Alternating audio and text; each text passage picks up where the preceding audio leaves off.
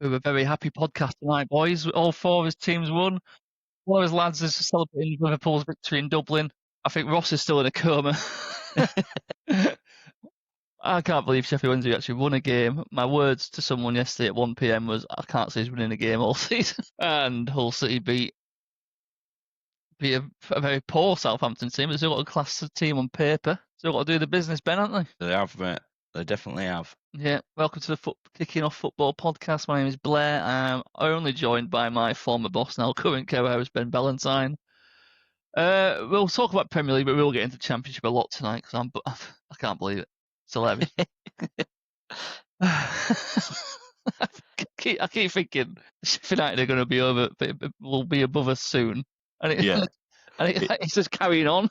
I think for the last something like 4 podcasts we've done, it's like, well, it's been fun while it lasted, but it keep continuing. It's ridiculous.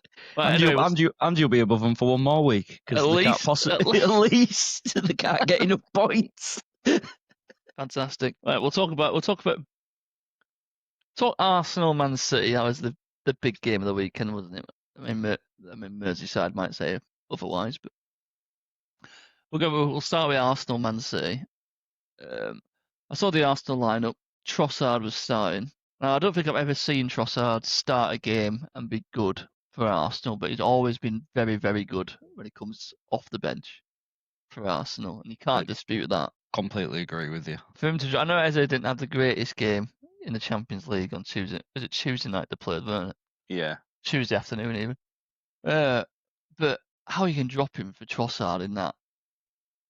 The mind boggles. I don't know about what you thought. Yeah, well, I know Trossard's obviously good for a goal, but he definitely seems to be more impactful when he comes off the bench for Arsenal, and he does creep up with those goals quite often for him.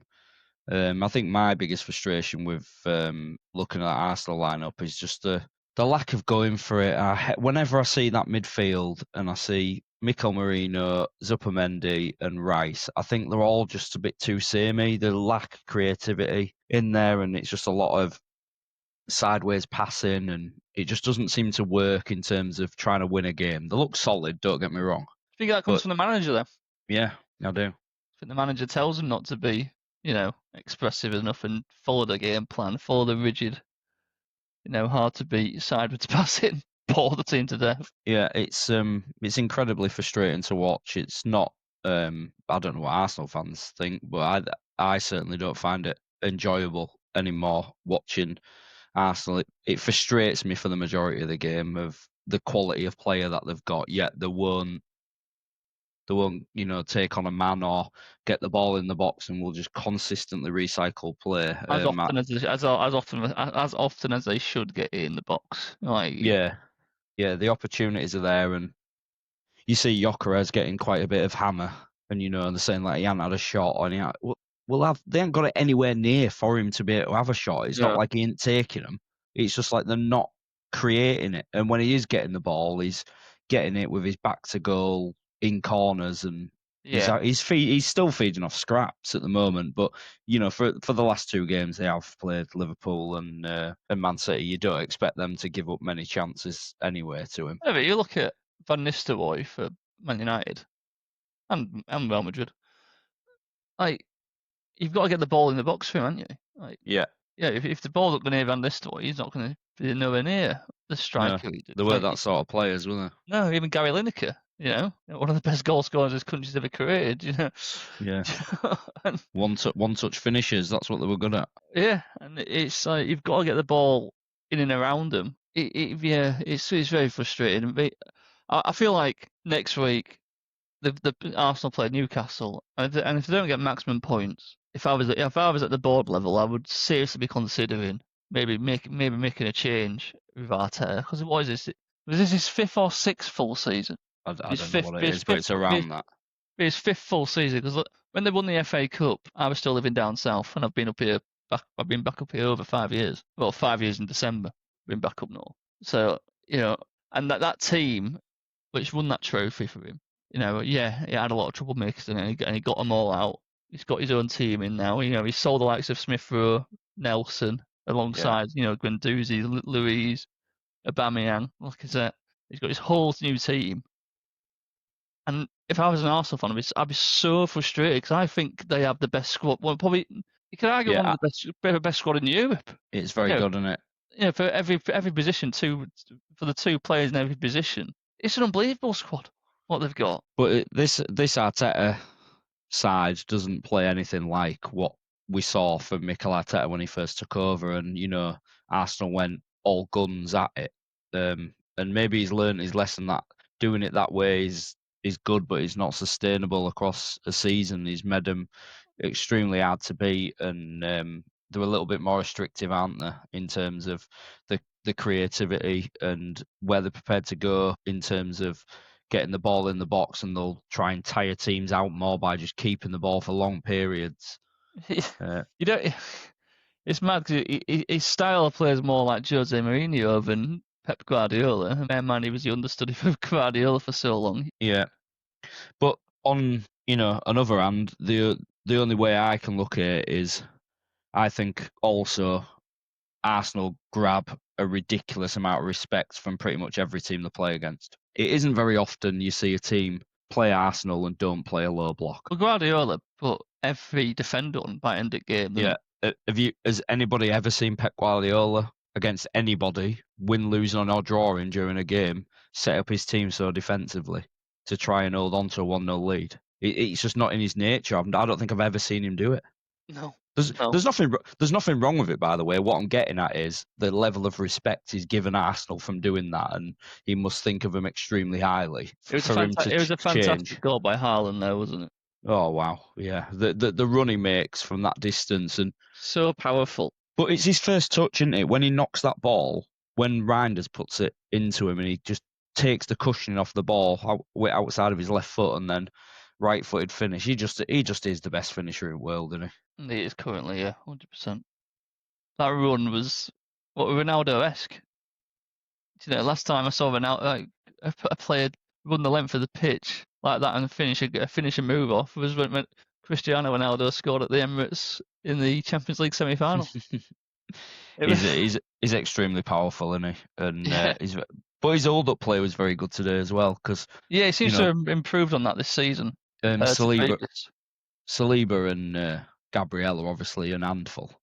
They'll fancy the chances with anyone in a physical battle, and they had a good battle between them. But I was impressed with Haaland's hold-up play, very good. But apart from the goal, Martinelli, and it was a great finish by Martinelli. Yeah. But again, what the frustrating thing with Arsenal is, it gets to the 85th minute when they suddenly need the goal, they start going long, and it's like, and it starts like causing chaos and panic in the back line of whoever they're playing against. And it's like you sit here going, it's quite easy football, really, isn't it? Well, for me, it's a case of wanting them to mix it up more. Like if you just play a certain way over and over and over again, it's just very predictable, and it becomes that teams have had all week to set up that way against you, and they know what they're going to have to face. Well, it's a football manager simulation, isn't it? Yeah. You need to be able to mix it up more, and I just don't. Maybe it's the arrogance of from these top managers that just believe that their system will work, and we just stick with it. Yeah, but it feels like they're always going to beat, because of the nature of the beast now, with their team being that strong. They're always going to beat a Forest, a Leeds United. Yeah. Chances are they're probably going to beat Newcastle next week. Well, Eddie Howe does have a very good record against Arsenal. He knows how to frustrate them. Yeah. So that's like, but you know what I mean? Like, I have no. But they should win it, shouldn't they? 100%. Yeah. And that's what I mean by Football Manager. Like, it just like it's like almost like simming through a data, like a what's the fucking calculation? Yeah. These players will always beat them other players. Now 9 times out of 10. But obviously football's not played in the computer. But I think in the modern game does feel like it a bit sometimes. Yeah. It is so formulaic. The thing is, it's like I think it's frustrating watching Arsenal, and we're saying a few negative things about them because of the potential that side's got, and it's frustrating to watch them. Well, they're 5 points behind Liverpool now. Yeah. It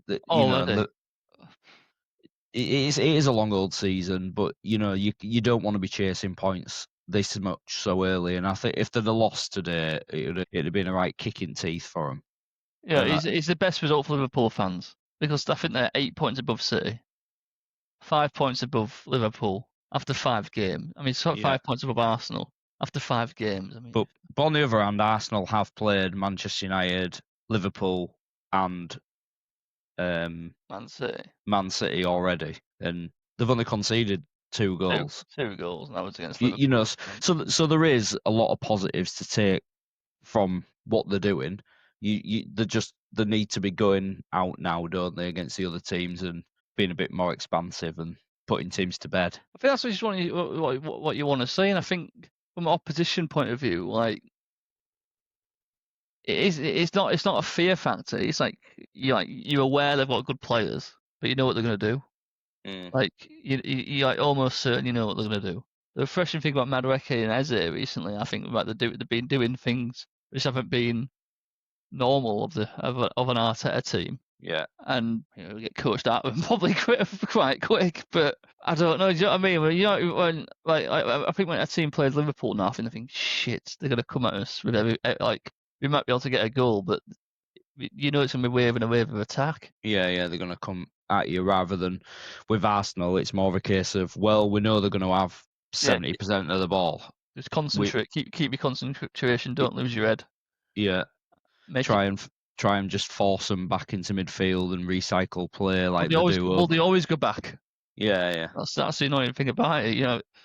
If going back means 100% chance of keeping that ball, or clipping it in means 70% chance of losing the ball, they're going to go for the 100% chance of keeping the ball, even though it's Yeah. the But chance it's where creation wise. it's where all the chances came from today was crossing. In the second Yeah, half, like the chance that gets headed out and it falls to Supamendi, the majority of them came from that. And don't get me wrong, I thought Donnarumma had a good game. He made some great saves, but he's just they put him under a lot of pressure from corners, didn't they? And he just yeah. came out. He just came out and got hands like He's a shovels on it. He just punches it, top keeper, isn't he? just smashes everything away. And like we said before, they've obviously prepared to sacrifice his ability to play with the ball at his feet. And I think you've not just in the Arsenal game, but you've seen in general, they're a little bit more direct this year, Man City, aren't they? They'll go into Haaland much earlier, even from Oh, goal kicks. They're just going straight into him. yeah. And he's got 6 goals in 5 games now. I think with the Champions League, what is it? 7 in 6. It's not doing bad. It's not doing bad, is it? Bloody disgusting. And then if you add his goals that he got for Norway, I think he's on something like 11 goals in 8 Yeah. games or something stupid like. Yeah. The other player for me who's just I find an absolute joy to watch is Jeremy Doku. Yeah, he's He's kicked on this season as well, hasn't yeah, he? I love his style of play. He's just He was excellent he's again today. stocky, rapid, like old players off. He can do a bit of everything, can't he? And he's it must be exciting as a Man City fan to watch him every week. I wonder if he spoke to Man City fan, if it's more interesting at the moment than it has been in recent years, where you don't think you're going to win every week, and every game seems to be a bit more a battle to get back where you were, rather than it was a foregone conclusion they were going to win, weren't it? At one point, they're like, Yeah, they they were so good. didn't look like they were going to break them down whatsoever, and they Yeah, just did so well at keeping the ball, didn't they? And killing. Well, when I say killing play, I just meant like in the right areas. They were just keeping the ball very, very well. yeah, Even towards the end, when you just watching like Rodri and Doku in a corner, keep it off like 5 Arsenal players. yeah. I am, from an Arsenal perspective, a bit pissed off. I really think Arsenal need to be showing more. I mean, this should be all year. Go out and put a marker down. I know it's early on, but Yeah, in recent seasons has gone by. You can't. The Premier League has got to that point where you need, it's like near perfection to win the fucker. Like, yeah. it's so hard to win it these days. And I can't see Liverpool dropping points anymore. And Liverpool have been tested. That's the thing. Liverpool have had I've been pegged back to a few times. I don't think they've gone behind yet, though, have they, Liverpool? That's the only thing they've not done. Is gone No, behind yet. they seem to, they've given leads away, haven't they? And then still found a way to win. But I think from a neutral perspective of just watching the Premier League, whether it's Liverpool, Man City, it doesn't matter who it is. We don't want anyone to run away with it. As a neutral, No. you want it to be an exciting race. Hopefully with 2 or 3 teams in Yeah. with a chance of getting it. But it is still very early doors yet. But Liverpool look like they're finding an answer all the time. Yeah. I don't know. I think next week, if Arsenal drop points to Newcastle, I'd be going to Bournemouth and saying how much money for him. Yeah, he's very good, isn't he? He seems to be the real deal, that bloke, doesn't he? I know it's a cliche. Can he get him over the line, sort of thing? But can Arteta get him over the line? He's second. Is he going to be second again this season? More than likely. Quite possibly, yeah. As a Sheffield Wednesday fan, I'd kill you to finish second all the time. But I bet it's really annoying for the Arsenal fans to be finishing like. Yeah, I mean, I'd be annoyed. Well, obviously, I think if they don't do it this time with the amount of money that's been spent, the level of depth that squad has, it might not be the best starting 11 in the world, but in terms of a squad, it's very hard to argue that they're not up there with the best of having how much. Do you think if he just got the Carling Cup, Carabao Cup, that's not good enough, is it? If it's just one trophy. No, I don't think so. If he gets one trophy, he's got. Would the FA Cup be enough? I think so. I think so. Just based on how strong it is in terms of the quality in the Premier League. It is tough, isn't it, to win any of those? It's just tough to win a trophy altogether. Yeah.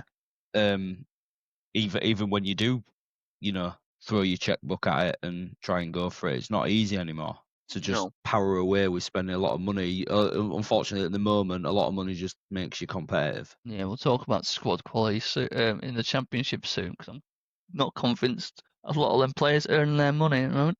Right, let's move to Old Trafford. Yeah. A good win for Anne-Marie. Robert Sanchez lost his fucking head in the first 3 minutes of the game. I mean, it was absolutely throwing it down in Northwest. I think Maresca lost his head. I can't get my head around substitutes. Well, that's it. The keeper got sent off in the 4th minute, and the more and more I watched that challenge, I just think you're an idiot. Yeah. It's a 1-on-1, but still back yourself to make a save. Yeah. Because chances are Burmo could have gone too wide. He could have got to the ball. He might have took a bad touch. To fly out and bloody Luke hang him.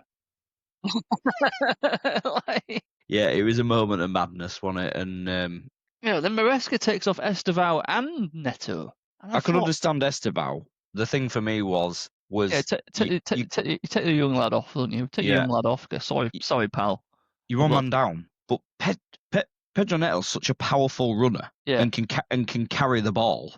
Yeah, when you're a man down, that's what you want. Yeah, that's what you want. Exactly what you want. And I found it very bizarre. I'm lucky you're playing. Yeah. And you're going to get loads of opportunities to run at these guys. Yeah, and you must have thought, like, I know we're a man down, but they've also started Casemiro. There's a bloody good chance he's going to do something daft. Yeah, and it's throwing it down. Yeah. Do you know what I mean? He's going to be flying all over the place in a minute. Yeah. It was bizarre, wasn't it? And then it didn't do him much good that obviously Cole Palmer then got injured as well. Well, he came back. I think he threw him in too early against Munich last week.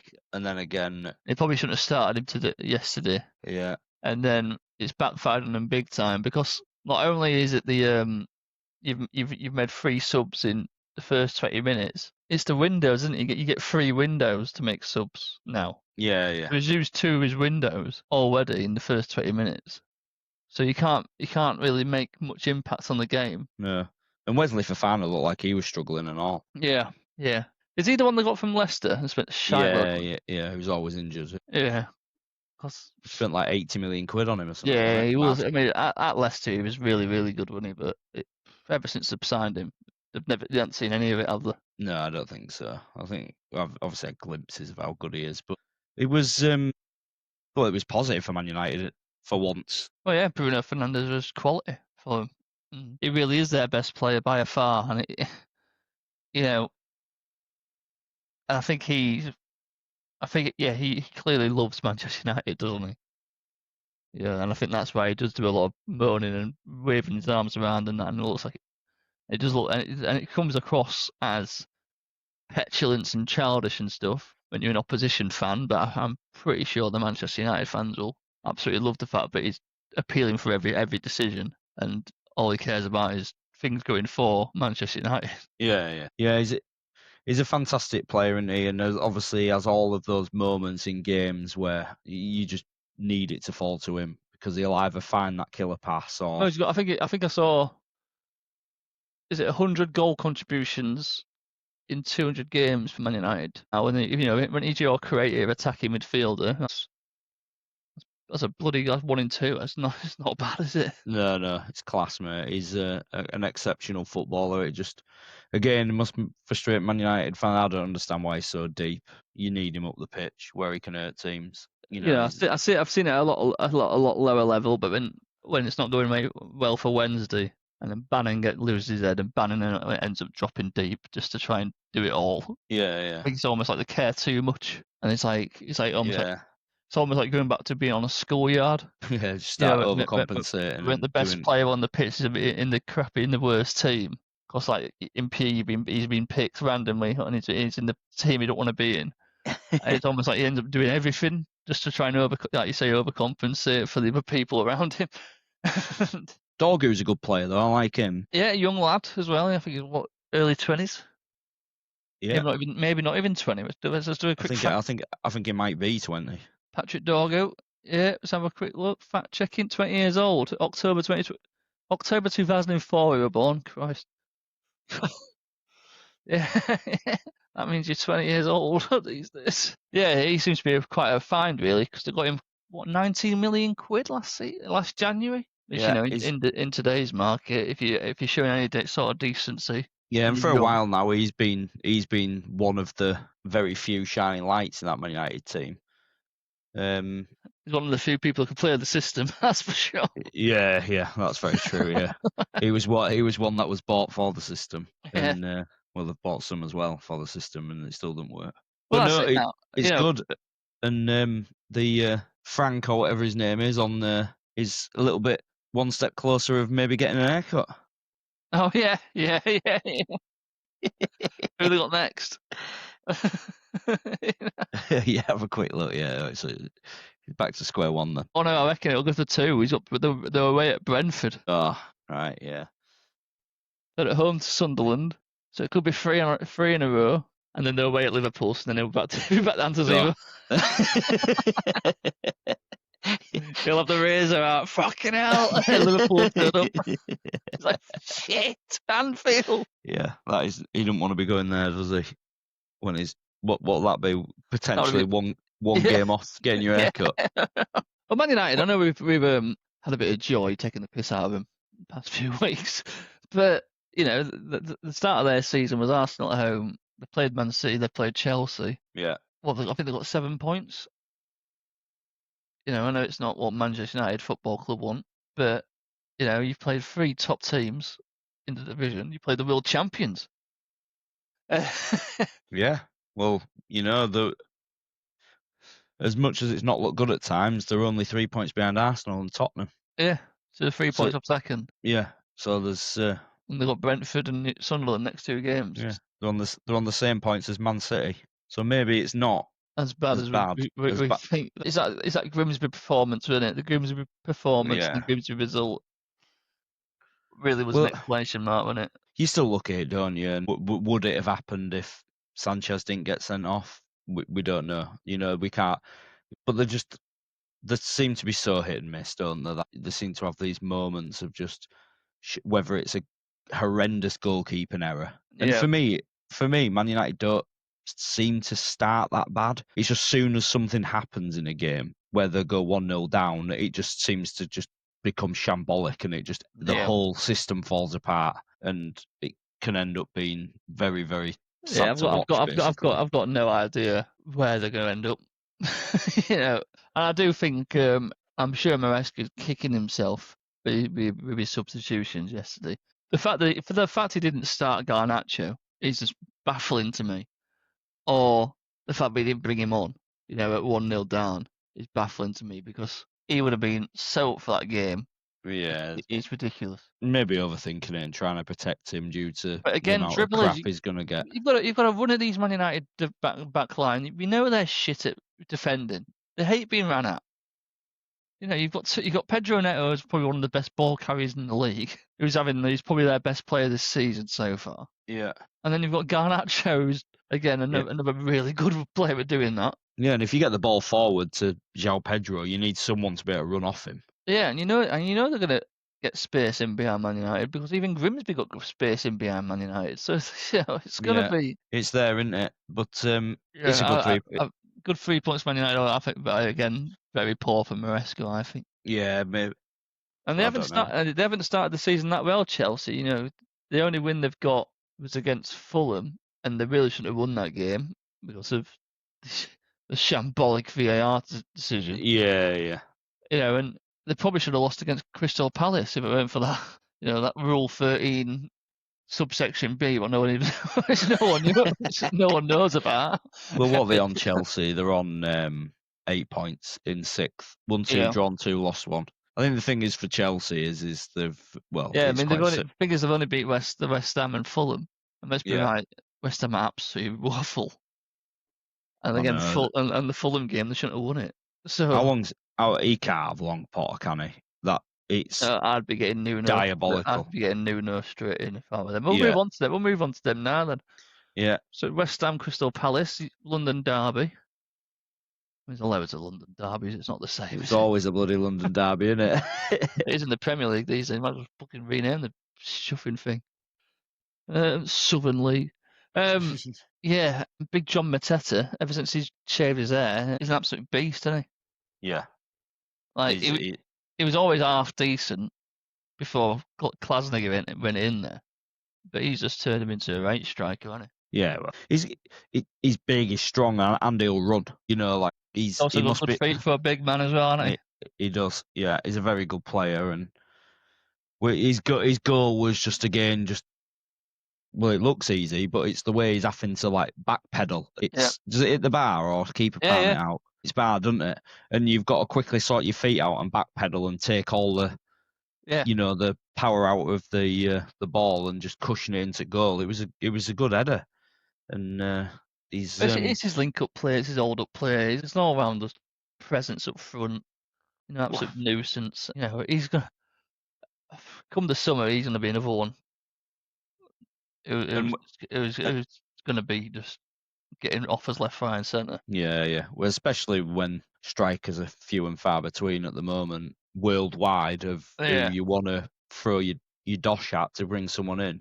But for West Ham, the only 2 shining lights they've got in that team linked up, didn't they? Where Diouf, he looked good, didn't he, that left back? We saw him play Senegal against Senegal. England. We know he's a good player and took a good corner, and bizarrely, Jared Bowen, not the tallest of players, has a free header and takes it. But the goal of the game, by Christ, you see Tyreek Mitchell, I bet he's never hit a ball like that on his right foot ever, has he? No, and it was poor defended by West Ham. I mean, you should never leave players that unmarked in your own 18-yard box. But he really did fucking catch it well, and it flew in. Oh yeah. That keeper just basically stood there like, Jesus. Did that thing where he just flops his arm in there, like, fall backwards. There's no point in going for it.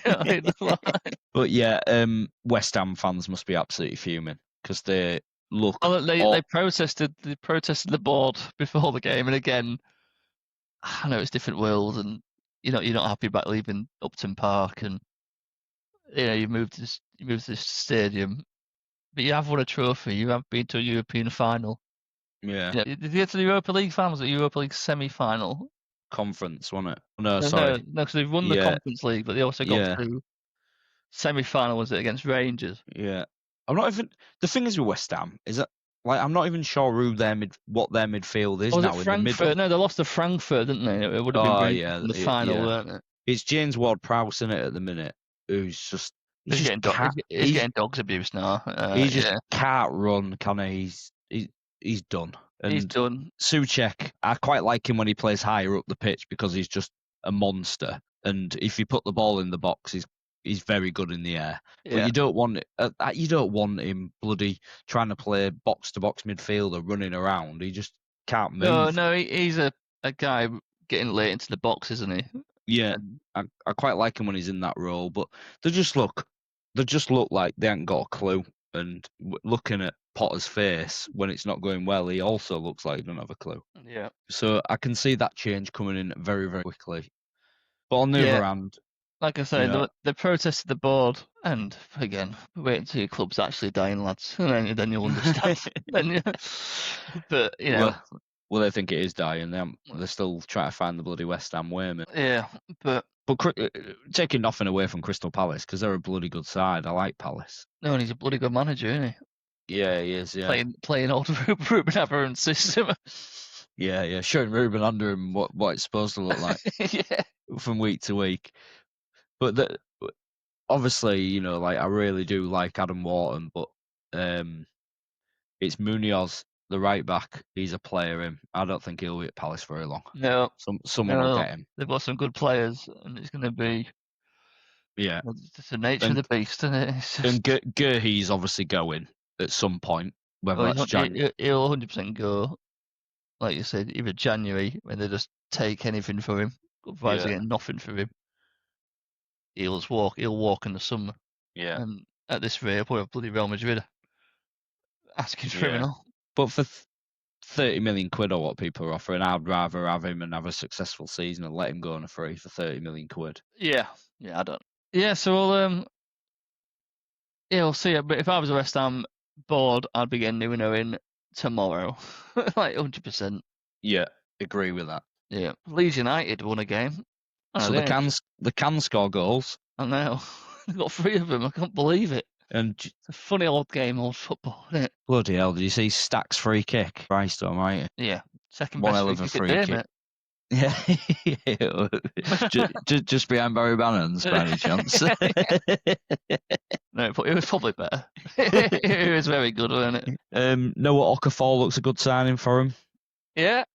He got his first goal as well. The Wolves fans just couldn't believe what they saw. You know, when they went 1-0 up in the 4th minute. Yeah. They must have been buzzing. When I saw that pop up with them going 1-0 up, I thought, Christ, because Leeds don't look like scoring in recent weeks. But big Dominic Calvert-Lewin finally scored. Good header. Good goal as well, yeah. And I'm not sure what his celebration was. Nah, it's weird. Was it a bit of a dig at the fans for saying shit? No, he's a strange bloke, isn't he? Yeah. But the only problem is about Dominic Calvert-Lewin is it's more of a gamble on how many weeks has he got before he gets injured. Well, that's it. It's like giving this shit, mate. But you might not. He might not play a game until next January now. When does bloody Paris fashion show start? He'll be fucking injured around then, won't he? Yeah, he seems. Yeah, he loves it. It's not for me. But no, good signs for Leeds. And if they didn't win that game, obviously, I'm sure we'll have Ross on at some point who will want to tell us about how wonderful they are. But if it was very good. It was a very good win. And what was refreshing is that I looked at the table today, and I can't remember the last time after 5 games, not one of the promoted teams are in the relegation zone. Yeah, it's good to see, innit? Because I thought there were. Well, I thought it would be Burnley. That was my prediction that would get out, because from seeing how Scott Parker came up last year and he changed his ways, you could see he was changing for that. Yeah. Being a bit more different, that you can't just go toe-to-toe with the big boys in the Premier League because you get battered 5-0 every week. Yeah. So I really do like Scott Parker as a manager, and I thought he would maybe have the nous of player and all that. Oh yeah, he was. and I worried for Leeds mainly because of the manager, because he doesn't want to change his ways, does he? No. Under any means necessary. We've seen it at Norwich. And then got a goal scorer, but then it doesn't really matter. They got 3 goals yesterday. But is that more a Wolves problem than a Leeds United being good problem? Because Wolves 0 points after 5 games. It's not looking good. I knew they weren't going to be very good this season, but I didn't think they'd be this. I didn't think they'd be this poor. No, they're probably going to have to make a change quickly, aren't they? Is Nuno going back? Is anybody? Is it like one team ever have only stayed up when they've not won the first 5 games? Yeah, is it Crystal Palace? I think so. Yeah, I Was think it that's it. I think it's only ever Crystal Palace that have done it. when who was that Dutch player they had? De Boer. Frank de Boer lost the first 6 games, didn't they? Then they Yeah, got I Roy, think and then Roy came in, bloody Uncle Roy came in and saved him. What a sorted them out. ledge! Yeah, What a guy! yeah. Well, yeah, that's it. Would Nuno go back to Wolves? I think he would. The problem is about Wolves is they've not really backed since they went mental with Ruben Neves and everything and spending all that money. They've not backed the managers the same, and maybe they can. I'm not saying that they're just not spending money, but maybe I think it is a PSR thing. yeah, that maybe they can, and it's killing them because they still seem to be going for buying a lot of youth, don't they, across Yeah, they made the that world. weird signing the other, and they got Fabio Silva in for like 35 mil. Yeah. He was like an 18-year-old. Well, he was tipped very highly, wasn't he? But that really didn't pay off, did it? No, it's a big gamble, isn't it, coming to England at a young age and trying to see if it's going to work in the Premier League is, well, according to the rest of the world, the toughest ask, isn't it? It's the hardest league in the world. Not sure it is, but they've made some great money on player sales though. You look like Nunes going to City and Jota going to Liverpool and yeah, Neto went. Pedro Neto, yeah, and then Ruben Neves went to where is he? He's at Al Hilal, isn't he? Yeah. Al Hilal, which one he went to. They've made some decent money. Max Kilman going to West Ham 45 million. Yeah. Sure. I mean, I bet a Wolves fan are going, hang on, sure. 45 million. Like, don't get me wrong, Max Kilman's not shocking, but 45 million quid. It's mental. Instead of Balaclava on while they're doing that deal. Yeah, so you're looking at that's some serious coin they've got. I bet a lot of Wolves fans out there going, hang on, have we invested that money? Where's that money going? Right, why haven't we invested that money? So I think the saving grace for Wolves is Strand Larsen's all right, isn't he? The thing is, it's one win, and you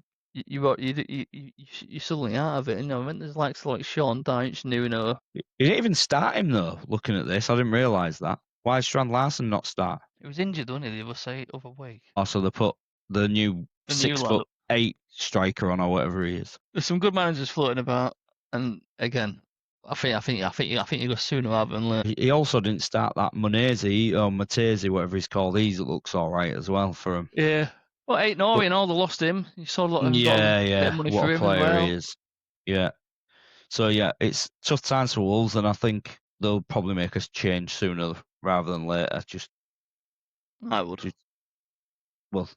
It's one of those things as well, isn't it? That even if you know it's going to be a shit season, I don't ever think it looks good when you're just like, no, regardless what happens, we're going to stick with this manager. Like when it's going wrong like that, make a change earlier, just to at least look like. Yeah, I think they'll probably wait until the October break. Yeah, international break. Yeah. When's that? Next week? Because we all can't fucking wait for that. Yeah, is it one? Yeah, it probably is. I think is it one more game? Yeah. Oof. Let's do a podcast about international football again. Bloody hell. Who else is there, mate? Fulham. Brentford. Fulham beat Brentford 2-1. Yeah, Brentford. I watched about 20 minutes of that game, and Brentford looked horrendous. I mean, good. We've got to get one prediction right this season. Yeah. Monotone Keith has been proven us wrong quite recently. Yeah. That he seems to know what he's doing, but yeah, they were not very good at all in that game. A lot of errors. Obviously, even Pinnock ended up scoring that own goal. You see his header. Christ. Brighton go two up against Tottenham Hotspur, and Tottenham come back 2-2, and probably should have won it, to be fair, in the end. I didn't see anything on that one, to be honest. Very good performance by Tottenham, by the sounds of it, even though they went 2-0 down. Yeah. Were Brighton really good, or was it just a case of they got two? I think Brighton are just a bit of a weird side at the moment, aren't they? I think they're very good and bad at the same time, aren't they, Brighton? Well, what I've been impressed with Ursula is he'll often just make like 3-4 subs, won't he? And just Oh, he's absolutely mental, that bloke. and just completely flip a game on its head. I've watched a few times where Brighton have not been in a game whatsoever. He's like And he's just 31. bloody younger than Milner. And he'll just make like 3 subs and change formation and just completely flip a game on its head. He obviously knows what he's doing, and but they are a funny side, Brighton, aren't Yeah, they? but Because there's no fear of them going down. There's no fear of them. Yeah, they're not going to finish in Europe. They're not going to go down. They'll be fine. They're completely fine. So every game's just a fun time to be had, I think. Before we move on as well, and go on to the other game, just before, did you see Pep's had another rant about the schedule? No. Why? What's he said now? Playing on Sunday, Champions League. Yeah. The thing is that I did look at their schedule this week, and I thought Arsenal played Tuesday and they played Thursday. And I did think I'd be a bit annoyed and all. Yeah. Why are they playing Thursday? I know Why it's not are great. they playing Thursday? It's fucking stupid. But again, you're getting a lot of money for playing the Champions League. So and you're at home. We went to Italy and played. Yeah. But I think I think he has a fair point. I'm pretty sure if it other way around and Man City played Tuesday and Arsenal played Thursday, I think I'd have. It's because he's used to being in Spain and they don't play, do they? When the fixture, because they want that. This is the little bit of annoyance that I have with the Premier League, is that they don't really protect the English clubs in the Champions League, where other nations will obviously like postpone a game and they'll play it on a Tuesday night when it fits in well in the calendar, instead of making them play. I know, but in England they'd still moan about that. But the problem is, it is frustrating, but then the rest of the world also complain of how much money you get in the Premier League compared to everywhere else. Yeah, you can't moan about it, but then can't be cake and eat it, mate, can you? Yeah, you can't go. I want a £500 million a year contract or whatever stupid money is on. Yeah, and it's not 500 million. Yeah, there's some clubs in the world that schedule's no good for, and they've got no players, and they've got no money, and they've got a transfer embargo. And they've got no chairman, by the looks. Yeah, and the subs are 15-year-olds that can't have sponsors on the shirts. Yeah. Not a, £60 million, spare player who he's not had much game time, so we didn't really want to risk him. Look at who they brought on today, Made 5 subs. You bring on Nico Gonzalez, John Stones, Savinho. Makes you sick. My heart's trying not to bleed here, mate. You know what I mean? Yeah. It's on world-class players. It's tough for him. Have we missed any other Premier League games? Yeah, missed quite a few. Who played today? There were 3 games. Sunderland. Did you hear about the red card in that game? No. It's a bit of a VAR controversy as such. I've not seen it. I heard it on the radio, but apparently Matty Cash has had some sort of altercation with this, Brazilian left back or whatever they bought from Atletico Madrid, and I think there is some sort of like push or whatever. Like I say, I've not seen it. Matty Cash has gone down like he's been hit with a sledgehammer. Full on Rivaldo. Yeah, he's gone over, and they've sent him. The referee's immediate decision is he's off. Right. VAR have checked it, and what they were saying on the radio was VAR will not intervene because they don't see it as a big enough mistake. But why can't they just say to him, right, we're not saying it's not a red card, but you don't get a second look at this, referee. We'd like you to just look. Do you still think it's a red card? Because if you do, we still back you, but we think it's questionable. Can you please look? Yeah. If we're waiting 2 minutes for them to make a decision to decide whether it's debatable or not, just let the referee debate himself whether he thinks it is or it isn't. Because I don't know about you, mate, but we have the luxury at a TV, and how many times do you watch a football match and go, did I just see what happened there? Because I want another look. And we actually get a replay. I'm sure some referees would change their decision based on the fact they get another look. And there's nothing wrong with that. Referees look at something in a split second. Even watching the highlights yesterday of the Wolves-Leeds game, the Leeds player wins the ball in the box and the Wolves player went down. And I went, is that a penalty? And then when I saw the replay, fucking no, absolutely not a chance. It was a penalty. But, if I was a referee on the pitch, I might have given it. Yeah. Well, they're that bloody good at diving now, mate. It is hard, isn't it? Yeah. Whenever I see dives and referees give penalties, when I say that was never a bloody penalty, I never once would blame the referee because they are unbelievably good at bloody diving. No, it's quite funny. I think you're right. Like ever since that mad weekend with VAR, well, that mad Saturday with VAR just ran wild. It Well, did seems you? like Howard Webb's clearly had a word with him, saying like, "Look, Yeah, don't do anything yeah. absolutely stupid anymore. Stop bringing us into distribute all the time." Do you see the thing in the Arsenal Man City game as well, Which one? where it would have been soft, but in other games when two players have an altercation like they do, it is and the referee has to stop play because it's a confrontation and the game has to be stopped. It's pretty much mandatory that the two players get a yellow card. Yeah, yeah. The ball went off the pitch. I can't remember what happened. It was Trossard and Bernardo Silva. Bernardo Silva's already on a yellow card. Bernardo Silva don't throw it very hard, but he knows what he's doing, and he chucks the ball and it bounces and hits Trossard. Yeah. So Trossard gets up, picks the ball up, and chucks it at him. But all the players come in, causes a mass confrontation. Yeah, and both would get booked normally. Yeah, and the referee has made a decision that he's not going to take any action on that occasion. But I think it'd have been very different. Should referees consider that a player's already on a yellow card, or should it just be that he's on a yellow and this is a cautionable offence? They clearly do. I mean, yeah, I don't want to pick on Liverpool here, but every time a Liverpool player seems to be on a yellow card, he seems to get another two goes before Slot does right. Get him off quick. Yeah. It's almost referee's like, probably thinking we've got to get out of Anfield. Yeah. I might notice it more because it's Liverpool in the top of the league, and I kind of want them to lose at the moment, just to make it interesting. But yeah, and Sunderland came back, mate, 1-1 against with 10 men. That Isildur seems to be just. He loves a late goal, doesn't he? He's loving it in the Premier League, isn't he? That bloke. Was it late? 75 minutes. I didn't see that game today. I listened to it on the car on the way home, and it sounds like Villa are having a really bad time of it at the moment, Villa.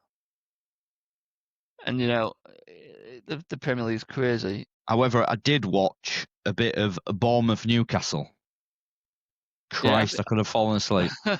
But Newcastle did rest loads. They didn't put the strongest team out at all. But again, they played Thursday night. Yeah. Against Barcelona, good at everything. Yeah. And this is no dig at them. They've gone into this game and they just literally look like Newcastle didn't want to lose. The difference, as Eddie Howe mentioned, playing Thursday. No, I don't think so. No. Well, it's not in the headlines anyway. It is with Pep because he's had a right run. Yeah, but Thursday night to Sunday Champions League game. Yeah, it does make a big difference. You're playing Thursday just because they had a spare day to put some games on it. So it's crap, isn't it? Really, it should be Tuesday, Wednesday. Yeah, it's harsh, isn't it? With them playing on a Thursday, that's sort of usually the luxury of getting the Champions League, man, and not the other competitions. You don't have to play on a bloody Thursday. Yeah, usually the Europa League team's one who struggles because you always say it's supposed to play Thursday night. Yeah. So.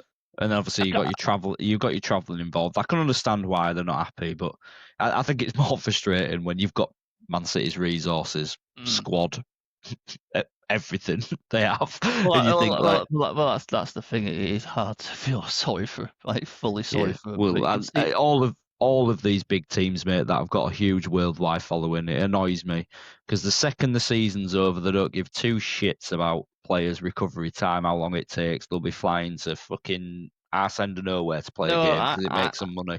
I heard yesterday United's travels around China in the summer, and they had that open top bus, and everyone took the piss out of it. Apparently, that generated something like 100 million quid. Yeah. Just like merchandise and everything that gets bought while they're over there. Free games in China. Yeah. Just 100 million. Yeah. It's a lot. Yeah. You're not tired, lads. Get on that fucking plane. Yeah. But they're not, are they? The families are with it's not like they're waiting in the airport. You're straight on the jet. All your luggage is taken for you. Yeah, they're not getting on the fucking jet too, are they? No, or Ryanair. With rest at pissheads. No, there's no waiting about. You're straight on. have like beds and that on their planes. Yeah. And the coaches that get on to travel up and down the country, and the maps are. It's bigger than my house. I know, but the way they moan about it, you'd think they'd been put on a fucking megabus. Yeah. Get your bags. You're on this for 7 hours, boys. Not fucking crackheads on fucking megabus, mate. But I think that's it for Premier League, mate. I think you might want to tell us a bit about Sheffield Wednesday. We're going to watch Sheffield Wednesday. Absolutely can't believe it. The processing again. I believe the Portsmouth fans, I haven't seen the pictures, but I believe the Portsmouth fans had a banner as well. The Portsmouth fans had a banner saying "Save Wednesday from Chancery." Yeah. We had a black and gold. It's black and gold until it's sold. Is like the mantra of all our protests. So we're wearing like the 1993 away kit. It's the black Puma King with the gold pinstripes. You've probably seen loads of people wearing the DHgate version. Now. Good old DHgate. And we had a lot of black and gold scarves in it. It was like a whole end, mate. It was a bit strange. Again, the away ends are just packing out, really supporting the lads. I saw the lineup. George Brown and Ernie Weaver. I can't say I love Wednesday, but I can't say. And how old are they? I know they're both 18. Both right, 18. Okay. Both just turned as well. Ernie Weaver's Nicky Weaver's son, isn't he? Nicky Weaver's son. I didn't know. I followed the other 21s a little bit. Bear in mind the ones who score a lot of goals. The ones other than that, of course, and these two lads, I didn't even know we had them. Shit, you know what I mean? And now they're playing. Saw him against Leeds. George Brown made his debut against Leeds the other week. Just a big, strong centre forward. Gets quick, direct. He can hold the ball up well. He got good link-up play. He earned his start, and I thought he had a really good game. And who did you leave out for him, Ugbo? Yeah. He tried something. No, McNeil. It would have been McNeil he dropped. Right. He's forced his way in now. Yeah.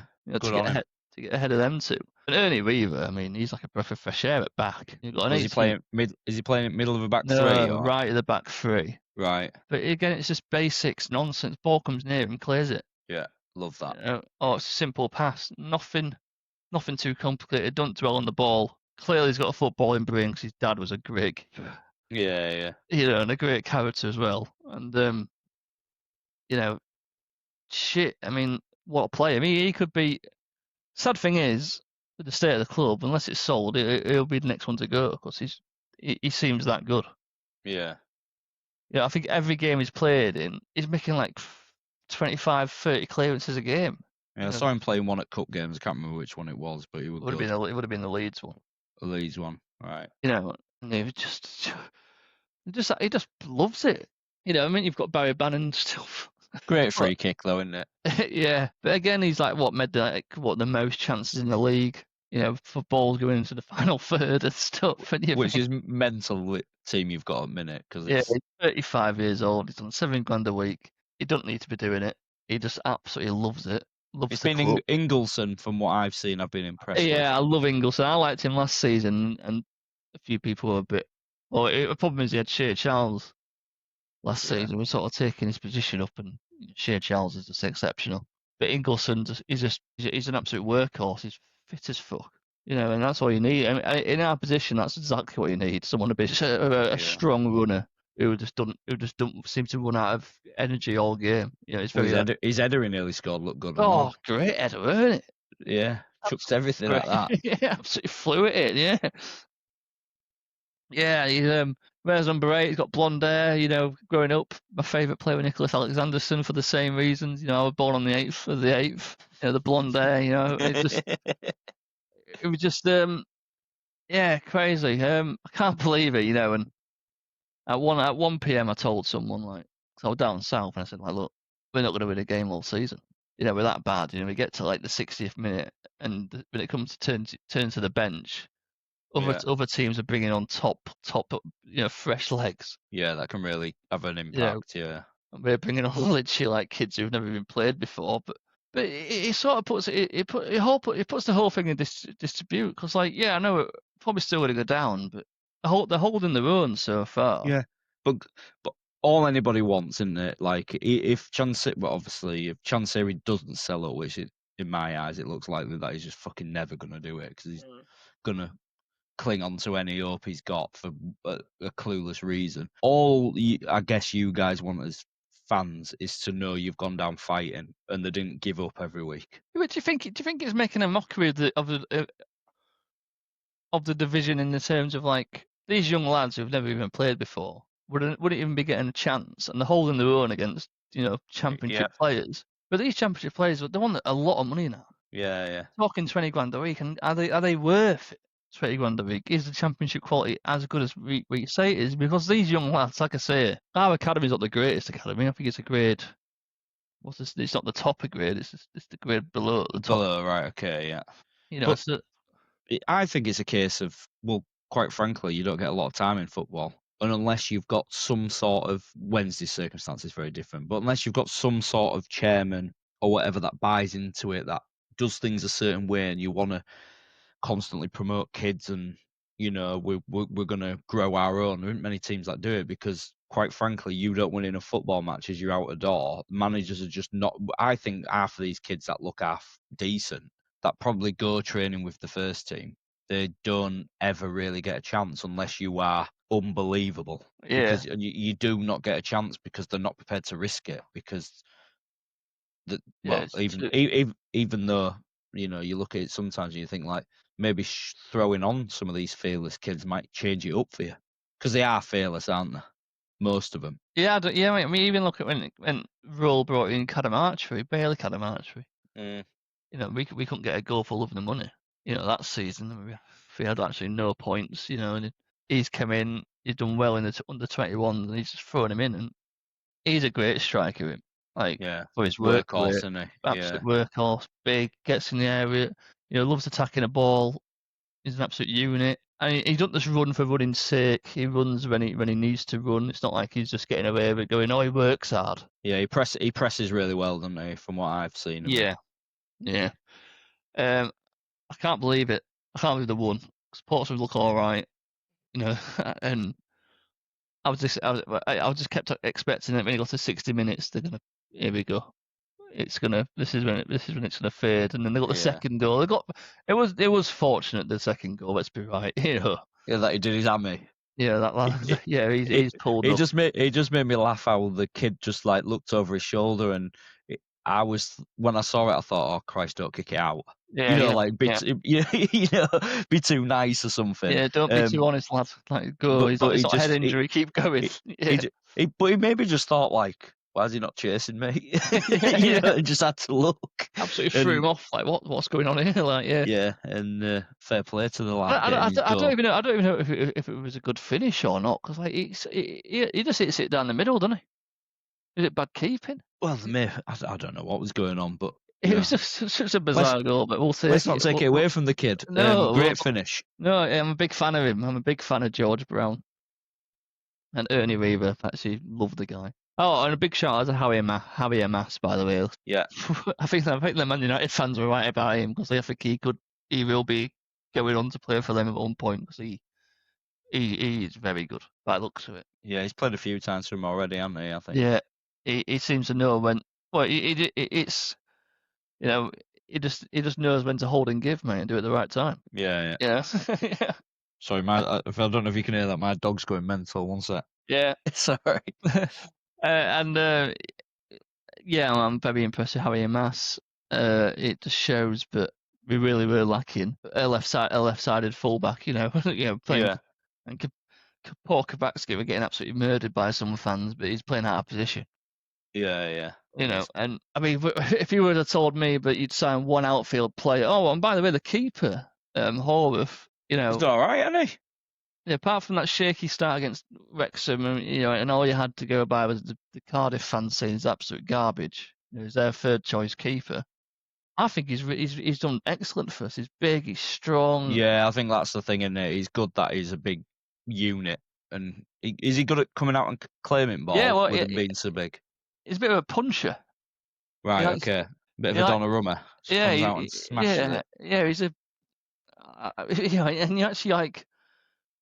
you're actually really confident with him in goal now, and that Leeds game's probably done the world of good when he had that great game against Leeds. Now you've got all the fans behind him, and because of the unique scenario of this season is, the fans are just going to buy into anyone who's just giving it 100% this season in And particular. when's he on loan till? January? January, but I can't see him not staying. He'll probably end up staying on the basis, even though it's an emergency loan, that numpty of a chairman will probably sell you on the other asset you've got left. Well, it sounds like that season get out of jail free card, doesn't it? It might sound what he wants.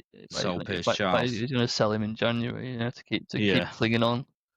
Wow. The absolute cretin that he is, and he just needs to sell up because he's not welcome back in Sheffield. He'll never be welcome back. Just go. Can't be fun. I don't understand. Unless he somehow knows some magical system that gets these kids to take it to Premier League, then you might forgive him. He's going to fluke it, isn't he? He's going to absolutely fluke it, get into playoff. Get promoted and go, yeah, see, I'm playing 4D chess, lads. Teach you. Go on and talk about Hull City. Well, obviously, a fantastic win to beat Southampton. I know that Southampton haven't particularly started well, but you look at their squad, mate, and it's scary. It's scary how good it is. When you've got the likes of Ross Stewart, Cameron Archer, and bloody Adam Armstrong are your strikers, like who wouldn't take them three? Christ. Oh, yeah. Very good side. Obviously, Southampton had quite a lot of the ball. I think it was about 70% of the ball. They just couldn't do anything with it. Hull defended really well, but I don't mean like they were put under like ridiculous amounts of pressure for long periods of time. There was times where they were having to defend deep. Other than the goal that they scored consolation, I think I may remember Panda making like 2 saves. Yeah. I don't remember him making anything, but Hull were brilliant when we got the ball. Really good. Got direct going forward again, mate. I just love it, getting it out to wingers. I guess the only downfall of the game was Bellumi after going off. Yeah, he's done his hamstring after coming back from his ACL, which is unfortunately a very common injury when you're coming back from an ACL to happen. So he was supposed to be having a scan. I think it's tomorrow, Monday. So if he will, let's hope it comes back and it ain't too bad. And he comes back. November now, yeah. Yeah. But no, really good. McBurney, as much as you hate him, is I think he's loving life, isn't he? He's just so effective in everything he does. He's getting goals and assists, exactly what you need.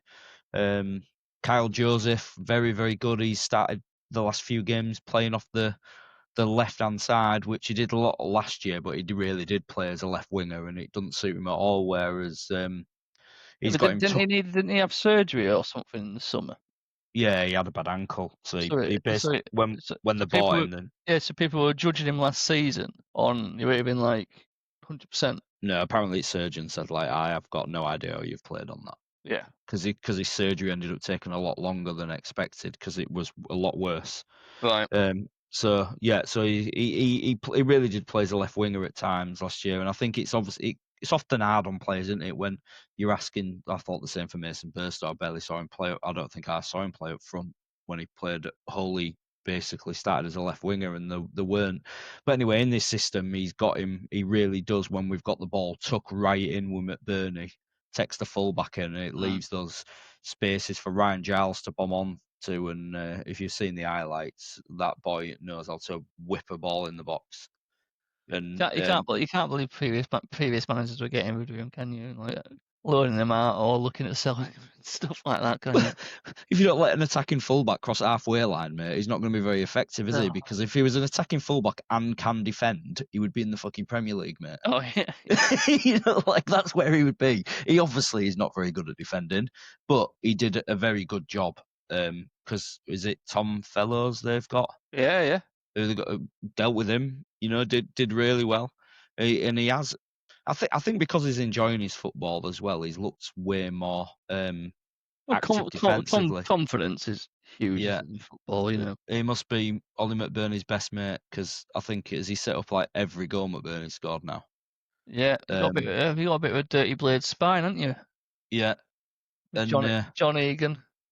And the Louis Coyle. Lundstrom and McBurney. Louis Coyle's come back from his injury and all, mate. and he looked very good at right back. 2 whipped-in crosses where, he'll be. If he'd have listened to our podcast, he would be one for your assist for the assist stats. Yeah. 2 lovely crosses that get knocked down. That the goal where McBurney heads it down and Lundstrom volleys it in. That was very, very good play. Yeah, I was super impressed with Hull, mate, because I was expecting them to really struggle against Southampton based on the fact Southampton just got an unbelievable side. Yeah, Charles in centre midfield for a start off.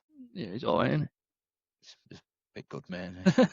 I was worrying for Hull at one point because I did think your only wins came against Oxford United, Yeah, and when Southampton were rocking up. and they've just beaten Bristol City today, 3-1. No one Wow. saw that. No one saw that. If you haven't seen the goals in that game, watch the highlights. Wow. Yeah. Absolute belters. Like 3 of the goals are mental. Yeah, so it looked. I did think, God, if Southampton come to your place and beat you, which was plausible with the squad they've got. Most people would have thought it would have happened, wouldn't they? But no, very good.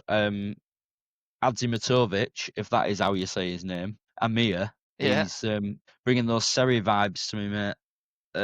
Very comfortable on the ball, keeps things ticking over, looks very smart centre midfielder. And Who's your next game? Watford away. How have they started this season? They're not great. Not very well, I don't think. I think they're down there. Just let me have a quick check. I'm pretty sure they are. Who's even their manager? I don't know. They change it that much, mate, that I can never bloody remember.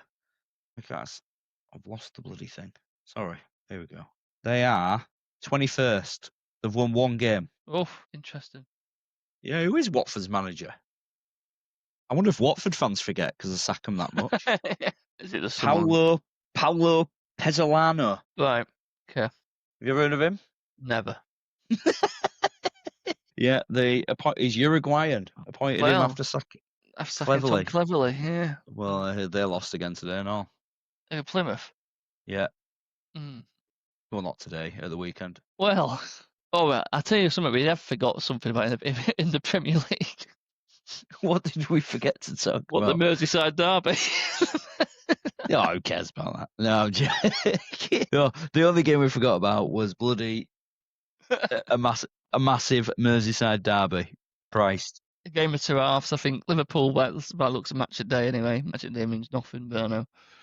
Liverpool very good first half, second half, but inside mixed it up a bit. Jack Grealish very good in the second half by the looks of it, but again, this Liverpool team just know how to win a game, don't they? Yeah, again, we need Joe because he would have watched it. I was travelling to... I was... my kid's birthday, so I didn't see any of it. Yeah, I was travelling in the car, listening to it on the radio, and they were hammering Everton about their first half performance and were saying Moyes really needs to change something, and by sounds of it, he did, and give it a good go in second half. Apparently, is it Gay's goals a belter as well? Yeah, it was. I ain't seen the goals yet, so I've not seen that one.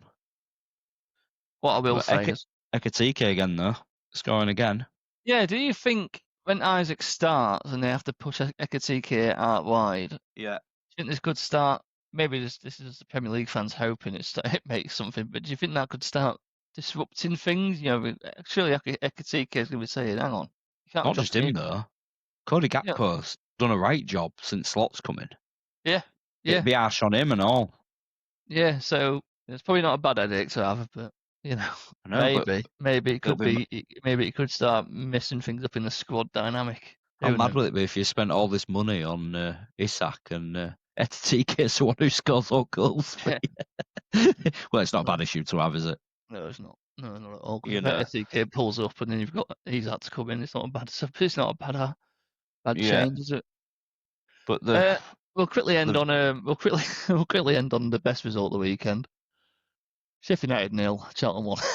Oh man, did you hear his press conference afterwards? No, it cracked me up, mate.